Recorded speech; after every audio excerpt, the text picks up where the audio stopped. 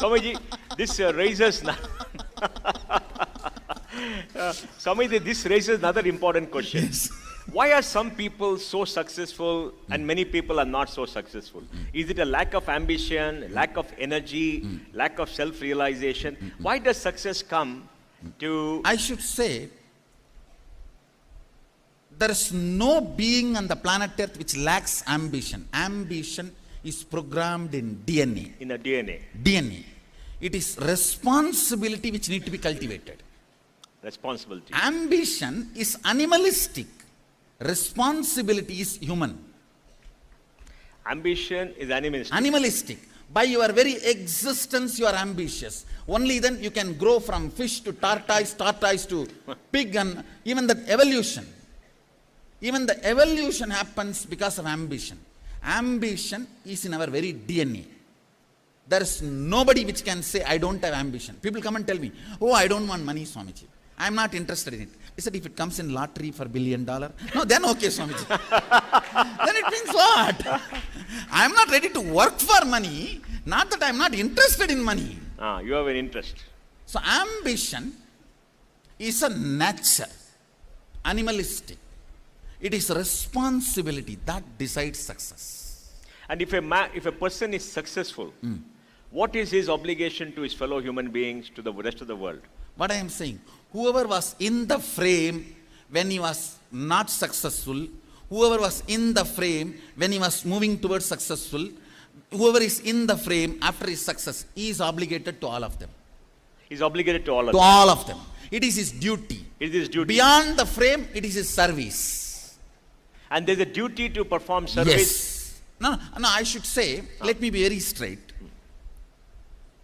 Whoever is involved in the frame when he was not successful, when he was working towards successful, when he is successful, that is dharma. He has to be responsible for all of them in the frame. Yes. Beyond that is a punya. It is punya. If he goes beyond the frame and does good, who is not involved in his success, that is punya, that is service. Is punya required? I should say, Why should he have punya? Hindu tradition expects punya also to be a part of the success. Punya to be a part of the success. Part of the success. You see, as the Shastra Pramana, if I refer to Hindu tradition, Agamas insist on us serving beyond our frame.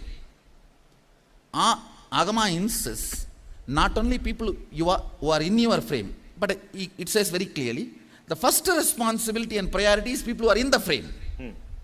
People who have been part of your life, your frame, when you were not a success or when you are working for a success or after you become successful. They only become your first priority. But they recommend always, you don't stop there. Because when you start taking responsibility for all the people within your frame, you develop an infrastructure and tool for taking responsibility. Let it not be unused after you complete everyone who are in your frame. So even serving, you need to develop certain infrastructure. Yes. If you have developed it Yes. for all the people who are part of your success, Yes. then after that, why should that infrastructure be just Remain keeping there. quiet? Yes.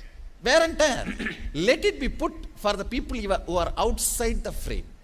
That is called punya. So, from Shastras, if I go back to Hinduism, the source of Hinduism insists on punya. On punya. On punya. It insists you do that. Maybe I should say that punya keeps a lot of people not entering into immoral and wrong way of hurting the principle on which we built our wealth.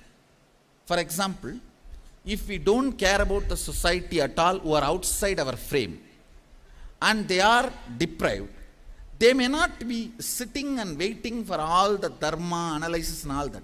They will just come and throw a stone and Take it steal what away. we have. Yes. So for that not to happen, this kind of a balance helps in a big way.